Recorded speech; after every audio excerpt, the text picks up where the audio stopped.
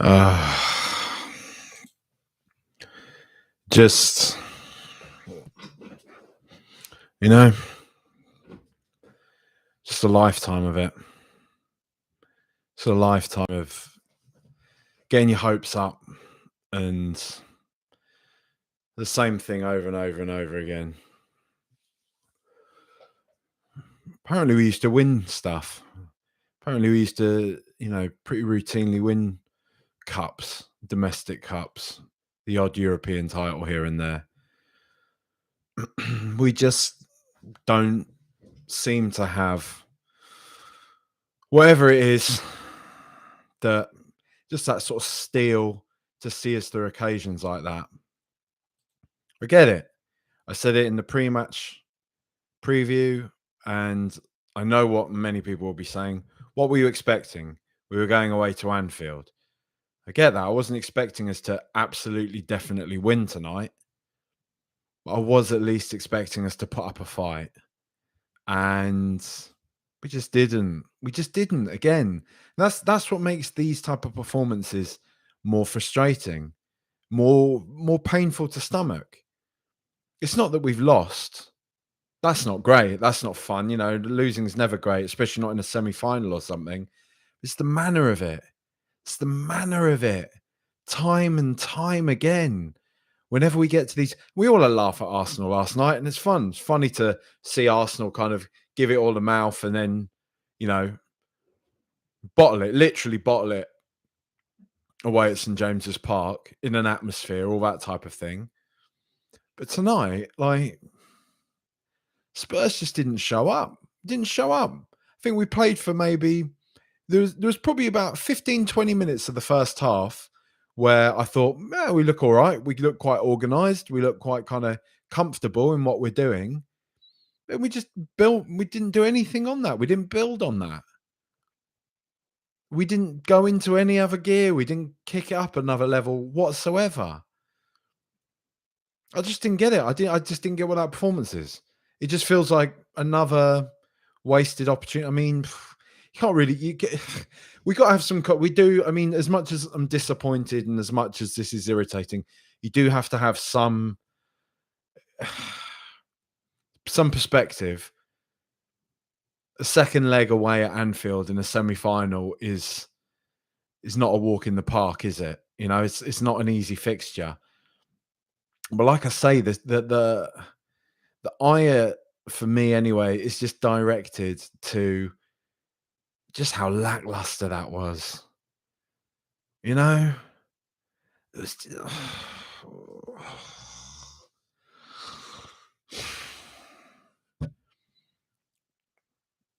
stuff like I mean, like the last sort of game we had to be excited about. Really, I mean, I guess we got to a League Cup final in COVID, but that wasn't a particularly exciting run. Wasn't particularly brilliant. Obviously, Ajax is the last sort of big exciting game, but the big sort of game where we defied expectations and really shut up. You could probably argue Arsenal in the Premier League when we did them 3-1. The season when they were sort of starting to kick into gear under Arteta. We sort of put them back in their place at that point anyway. Suppose we've had that. But really, it's just all too predictable, isn't it? It's all too predictable with Spurs that when it comes to a big game like this, you can cling on to that hope. You can cling on to it's the hope that kills you. But you can cling on to that hope that we might show up. We might manage to grub that draw at Anfield. We just don't, do we? We just don't do it. We just and the thing is, like, for all, and it's not all on him. Don't get me wrong. I'm not laying it all on him, but for, like I was saying, for all my sort of belly aching about Ange Postecoglou leading up into this game, there was that bit of me that thought, even though his approach, even though his kind of,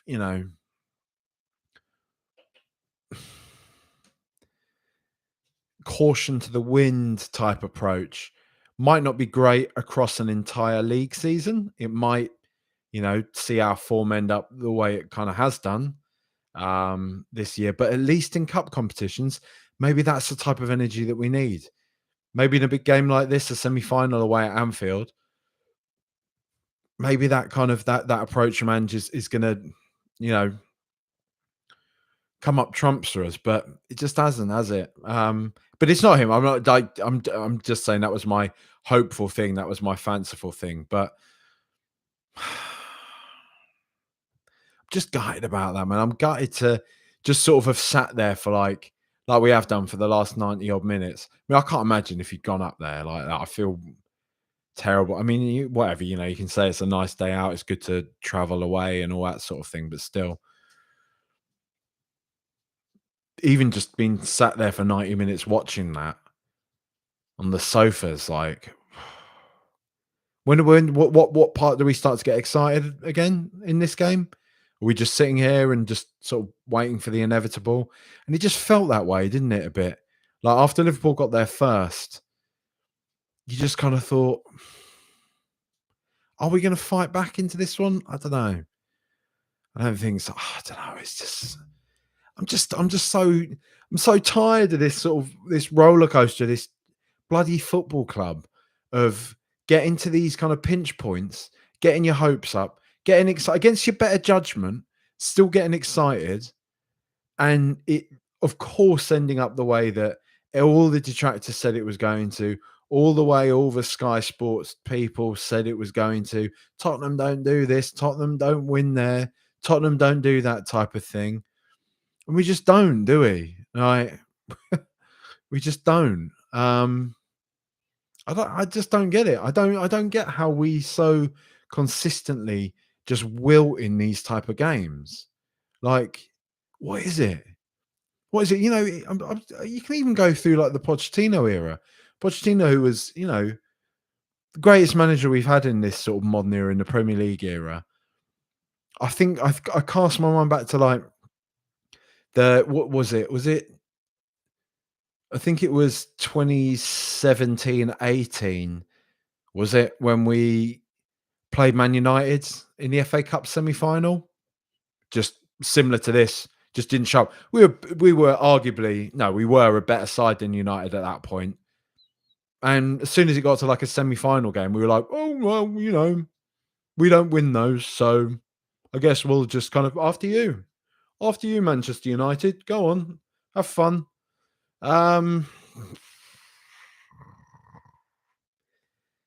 Again, like I know you've got to have the perspective that this is Anfield away.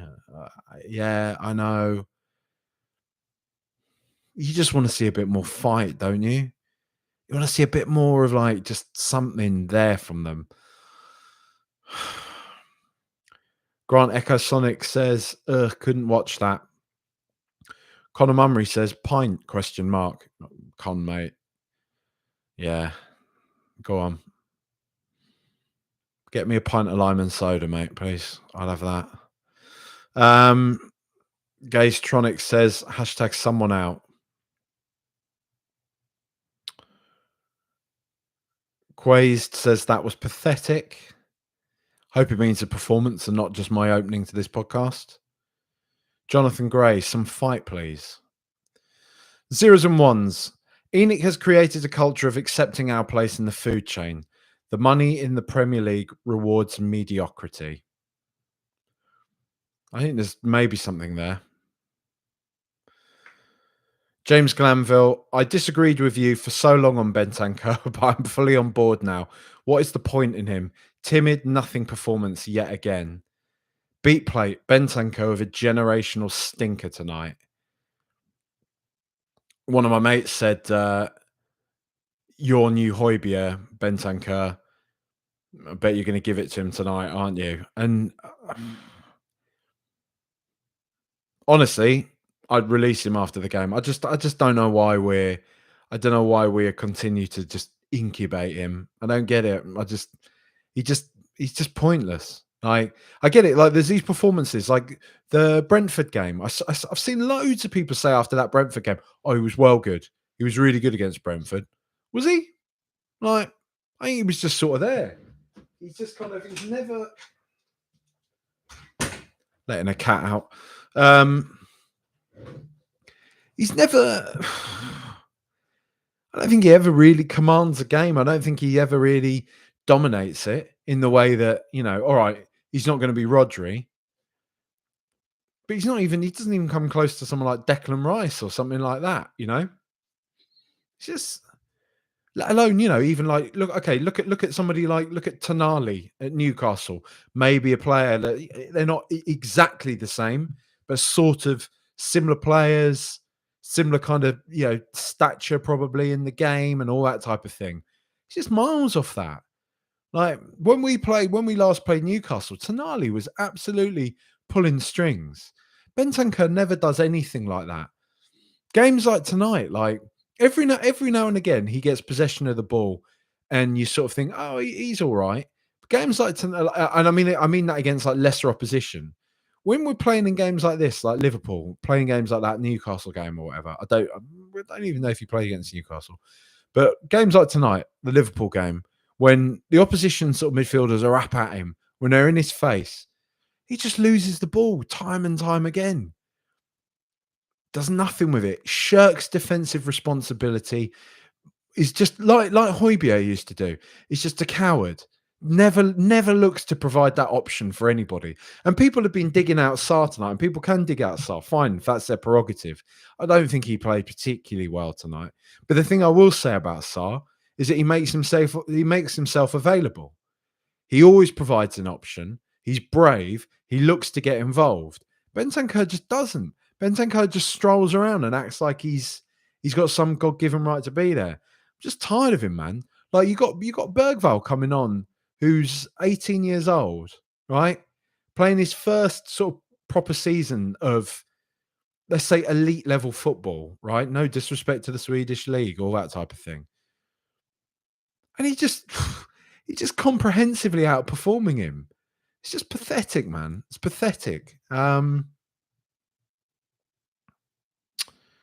Matty C says the best team in Europe currently versus a knackered, injury-ravaged mid-table shit show.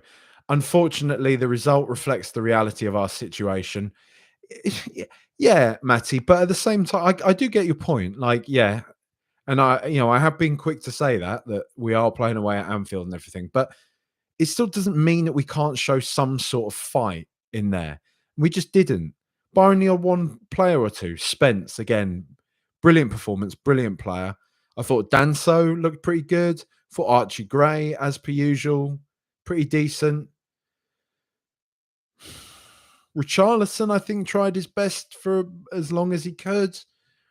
He's just done again. I mean, he's got to go in summer. Like, can't continue this dance. But I mean, look, Matt, I get what you're saying, mate. But also, you know, there are plenty of times when lesser teams can show up and just get a result or get something by sheer force of will, right? It's not always just an excuse to say, well, we've got injuries and we're tired. Everyone's tired, man. All these players are playing loads of games of football. Liverpool are in 4 cup competitions as well. Like top level sides don't rotate that much. Like they don't. Once you've got your settled sort of 11, you still pretty much play with that, with the odd little variation here and there. Like it's not just a case that like, oh, we're tired and a bit jaded, so it's fine to just not really show up. Like, I don't know. It just doesn't really fly for me. Rice Solid says, expecting the same Sunday, sadly, absolutely gutless. I mean, I hope not. I mean, Sunday's a new day. Villa are always kind of, there's always the potential with Villa for them to have a stinker. So,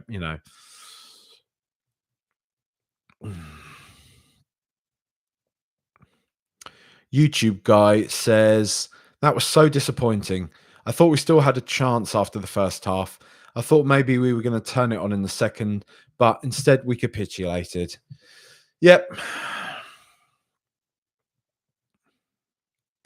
James Orbell giving up on Basuma, just doesn't have it. Yeah, I mean, I do like him, and I am generally on the side of the fence that sticks up for him, but that pass today and just his sort of wild inconsistency, it's all well and good to be like to be really, really good when he's good, which I do think he is, but he's so wildly inconsistent. You just can't rely on him. And if we want to be a serious side, you just can't continue to sort of facilitate players like that. It's just frustrating. Lee said, "We didn't look in the same league as them. There was no belief to win. Dreading Villa in the FA Cup."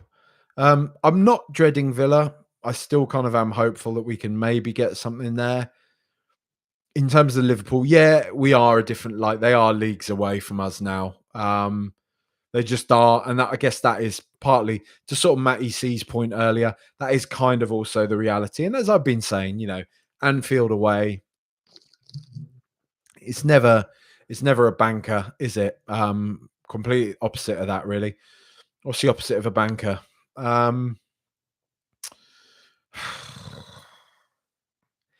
Coy's McCoy's face, just a gutless performance. No fight or passion. Only slight positive with Spence, agreed. I don't like losing, but at least be brave. Hear, hear, hear, hear. Hacker BLCPS says, "Well done, lads. Really stuffed our facer or facier, isn't it? I think Latin up the order out there." Yeah. Chris, we need a minimum of 2 quality central midfielders for next season. We give the ball away so much. Yeah, agreed. But that's easier said than done, isn't it? Errol Diet says, yes, they dominated, but 4 really, really avoidable goals. Maybe. I'm sure there'll be some strong opinions on that one. At least two of those, I would say, were avoidable goals. The others, sort of 50-50, just, in my opinion. Bring me the sandwich says, Son bottling it on the big stage as per usual. Don't know, mate. I like you say, as per usual, he didn't bottle it away at the Etihad, did he, when we're in the Champions League quarter final? So, I don't think you can say as per usual of him, but wasn't a vintage performance from him tonight. Like, very much the opposite. Again, I know he's tired, but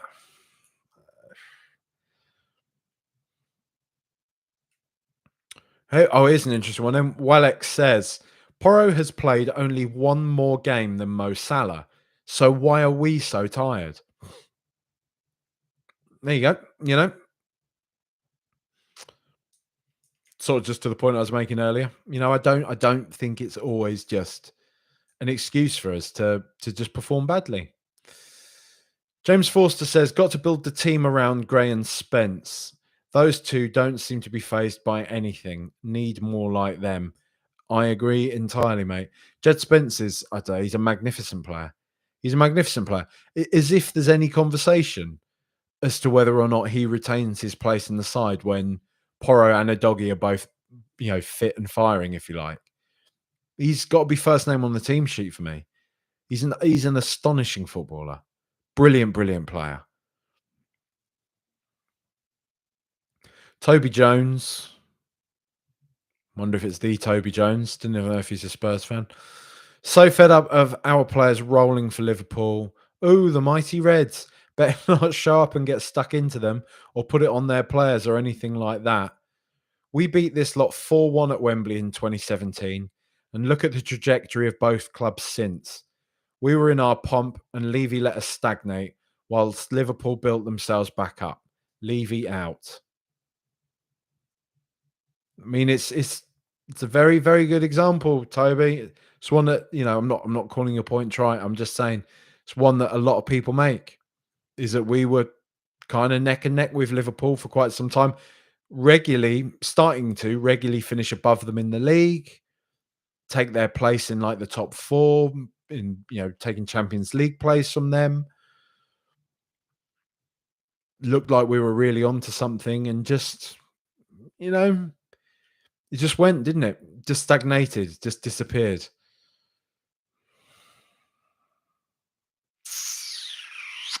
Adam Harris, no legs, no heart, no leaders, no real tactics, no belief.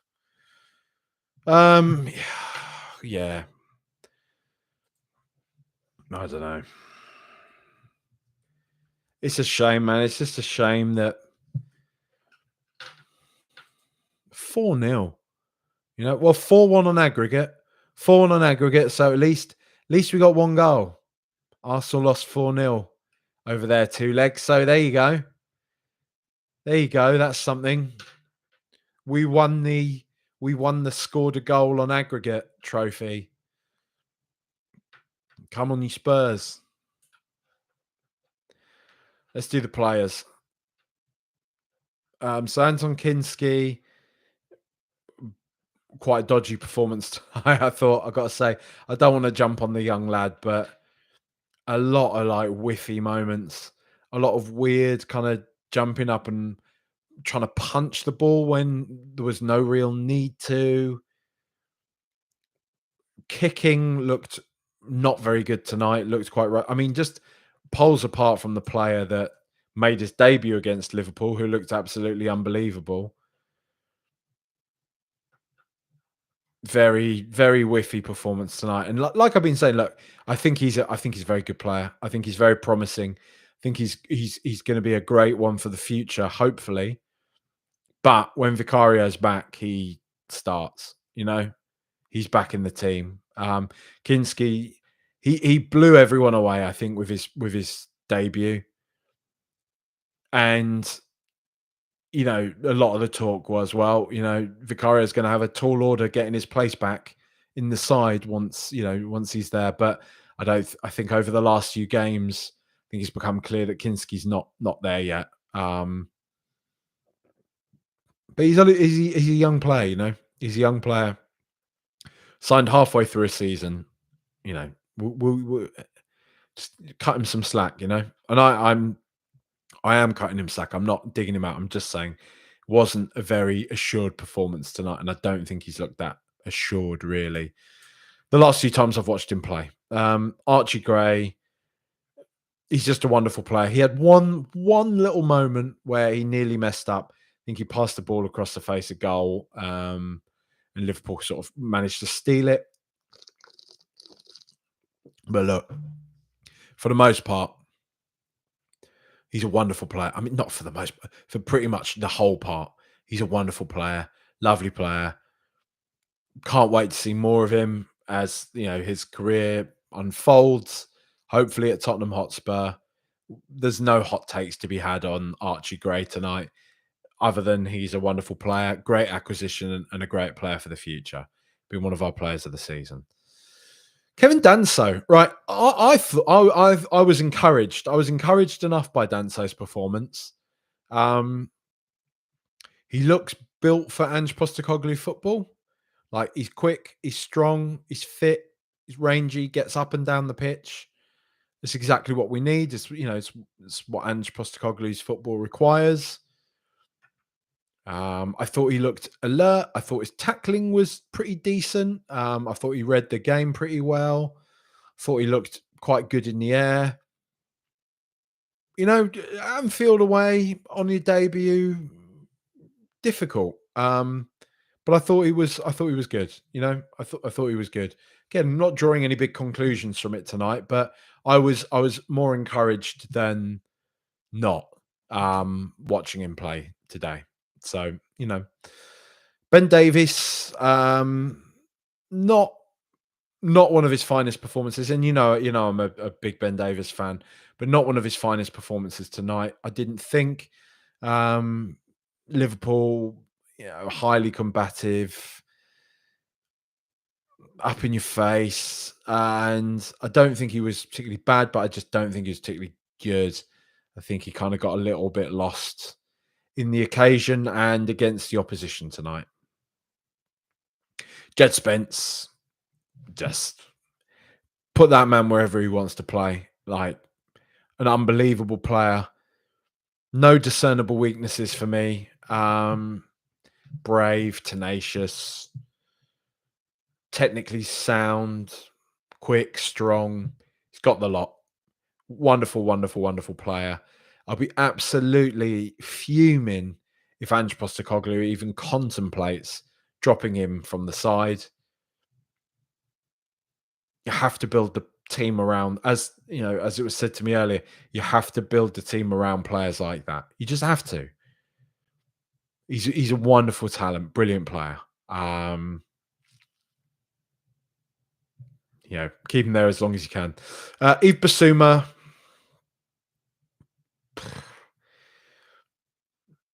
average to poor performance tonight. Obviously, had a hand in Liverpool's first goal with just kind of lax passing. And it's just like I said, you just can't rely on him. You can't rely on him.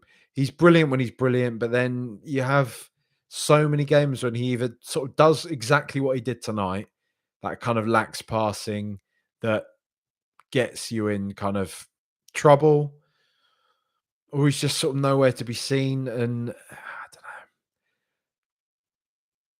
I just think we need much better. We need much better than him. We need much better, definitely, than Rodrigo Bentancur, who I've already said enough about tonight, but hideous performance. Pape Matar, I thought was all right tonight. I know the whole sort of midfield was being lambasted, but I thought Pape Sarr was okay. I still don't think he's fully fit, but I think at least he was trying to do something, unlike the other two for most of it. I think Sarr was fine, personally speaking. Thought he was fine without ever really being spectacular. Should we put it that way? Dejan Kulusevski, I think, tried his best. I think he tried his absolute best tonight to make something happen. There are a few moments when, and it is kind of characteristic of him, I think sometimes he finds it hard. He sometimes starts games quite slowly. If you notice, sometimes he receives the ball and it's almost like he can't quite trap it properly and get it into his stride and get moving with it properly. He almost seems like quite ungainly sometimes. I don't know. It's hard to say, but then it's almost like as he gets a bit more warmed up, he finds his kind of footing in the game. He just starts to dominate. He's one of those players. He's one of those players like Moussa Dembele used to be, where he manages to retain possession in moments. And Jed Spence does this as well, actually. This is one thing I've noted about Jed Spence as well. But Dejan Kulusevski especially, when he's sort of got the ball and it's loose around his feet and there's someone kind of like pecking at him, an opposition player, where 9 out of 10 players lose the ball in that position, he somehow manages to retain possession, and you don't quite understand how he's managed to pull it off, how he's managed to do that. But he always just seems to somehow get possession or manage to play a pass to somebody else that you wouldn't have even thought of doing, like with your aerial view, watching it from the television. He's great. Yeah, he's a lovely player. Like I always say, he's just a warrior, isn't he? He fights. He gives his all every single game. Son Heung-min, I just think he's been run into the ground, but it was a pretty nothingy performance from him tonight, which is a shame because games like this, you want your superstars to show up, don't you? You want your main players, your heroes to be there, lighting up the occasion. And Sonny just didn't really do that tonight. I sort of struggled to really think of many performances this entire season where he's really just kind of shown that he's the best player on the pitch. And I don't know. He's getting on a bit now, He's getting to that territory where you kind of think really should only be playing one game a week. Maybe, his minutes should be managed at much more than they are. And maybe they would be if Odegaard was still here and, all these sorts of things. I get it. We have had an injury crisis, so I don't know. But it shows with Sonny. Richarlison, I thought he was trying his best until he went down injured again. He would retain possession quite nicely in that final third. Didn't always use the ball in the smartest fashion. Um, his lack of sort of real pace, I think, hinders him. When he picks up the ball, when we kind of manage to get it up to him and he manages to win the ball, which he's quite good at doing. Oh, beg your pardon. Wins the ball. Sometimes he doesn't, it doesn't really come to much of a break for us because he doesn't quite have that pace to really, you know, make the best of it. But he's injured again. God knows how long he'll be out for, but I just don't think we can carry on with this anymore, can we? But who's going to buy him? I think that's the question. It's easy. We just say, oh, Saudi, just send him to Saudi. But are they gonna, just buy him? Like, I don't know. I don't know who buys him now with an injury record like his, especially for the sort of money that Spurs will want. Spurs will probably want loads of our investment back. Probably want at least 40. What do we pay for him? 60, 65? Probably at least want 40 to 50 for him. Don't know. Mathis Tell, he's gonna, I said, I said on Twitter he's going to hand in his notice at the end of the game. Just serving you now my 6-month notice. It's been a wonderful opportunity. Thanks very much, but yeah, after I've served out my 6 months, I will be going back to Bayern Munich. There's no real. Thought he looked bright.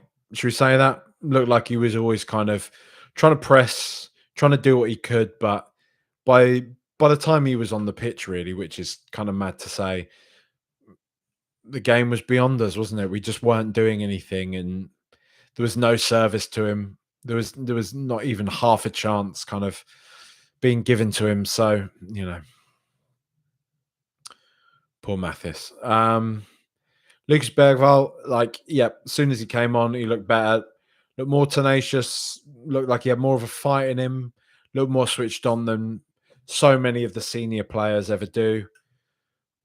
He's a lovely player. It's just a shame that the senior players can't do that as well.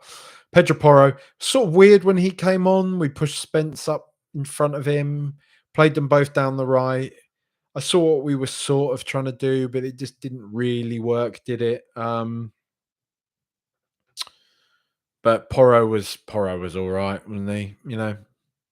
Mikey Moore came on. There was not really any time for him to make anything of an impact. So, don't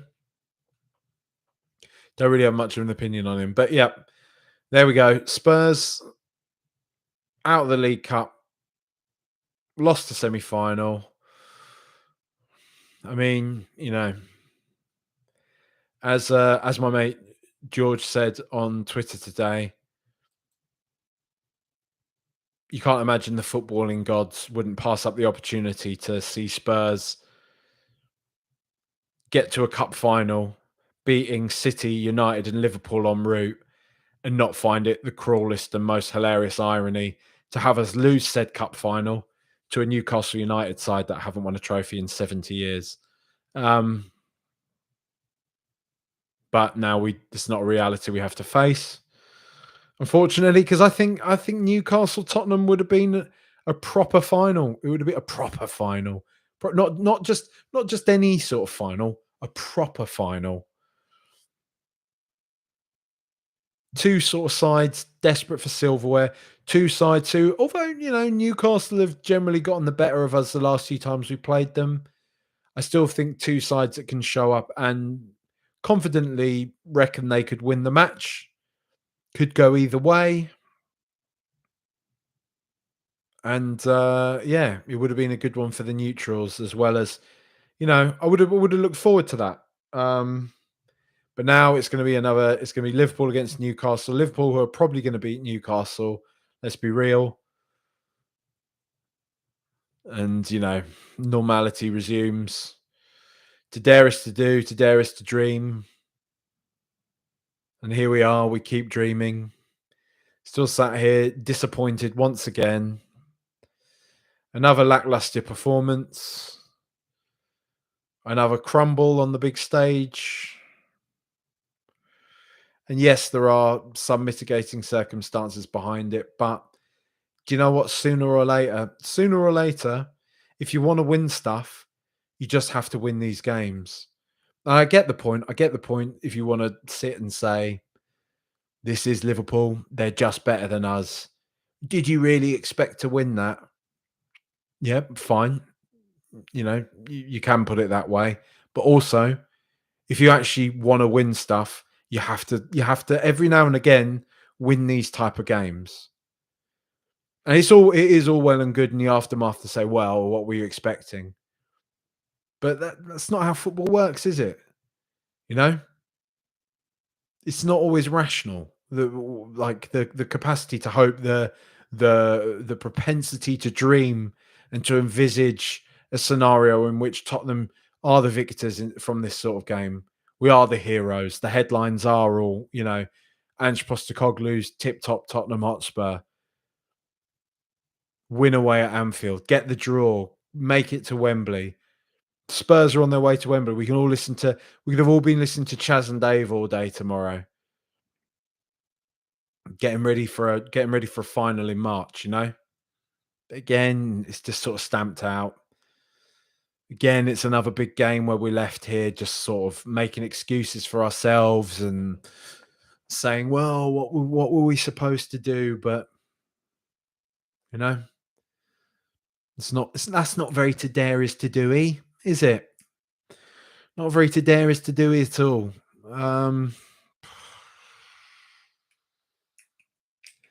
It's just a lifetime of this. Like saying the thing is, it's just a lifetime of it.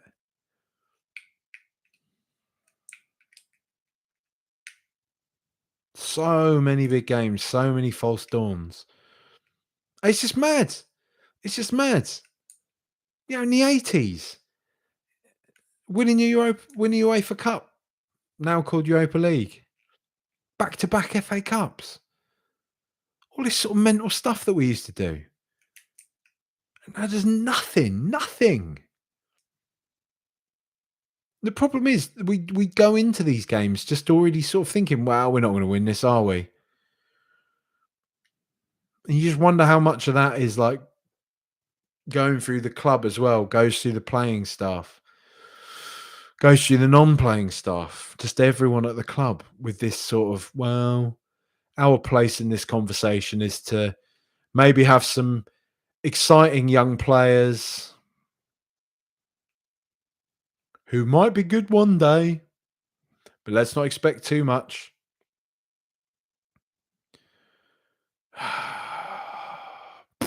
Don't know. I mean, that's enough. That's enough belly aching from me for one night. Thanks everybody for supporting the show. Please do leave a like.